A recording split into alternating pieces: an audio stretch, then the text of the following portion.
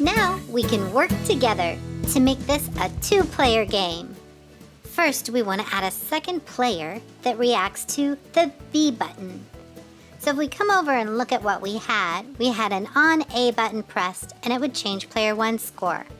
Now we need to grab an on B button pressed and we need to change player 2's score. There were some other things happening here too, but we don't have the sprites there yet to make it happen. Let's add a player 2 sprite.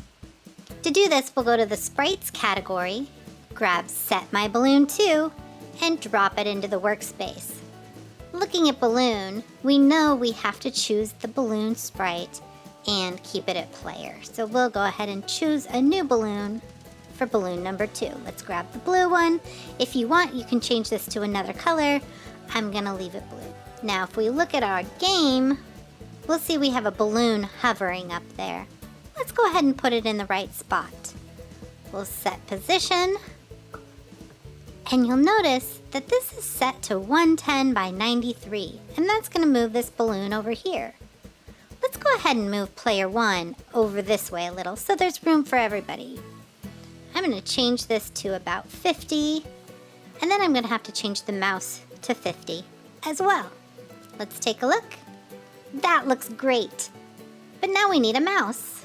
To get the mouse, I'm going to come up here, grab Set My Mouse, and we're gonna pick the mouse up for when it's just in resting position.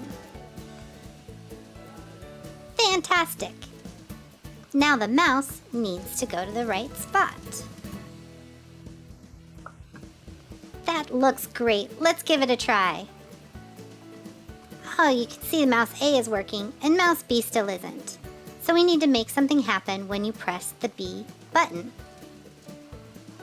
Let's go ahead and make the mouse look like it's pressing the plunger when you push the button.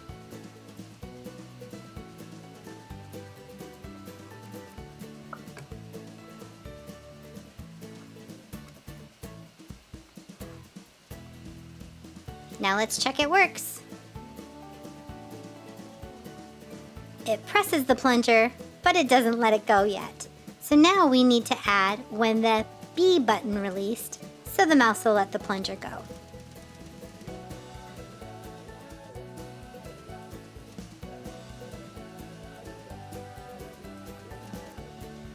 And give it a test. Looks great. Now we need to make the balloon get bigger.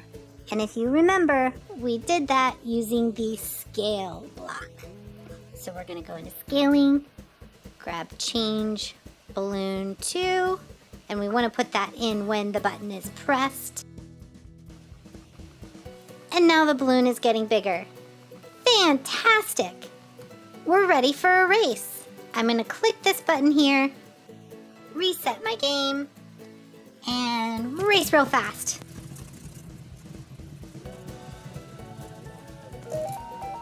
Player 2 wins!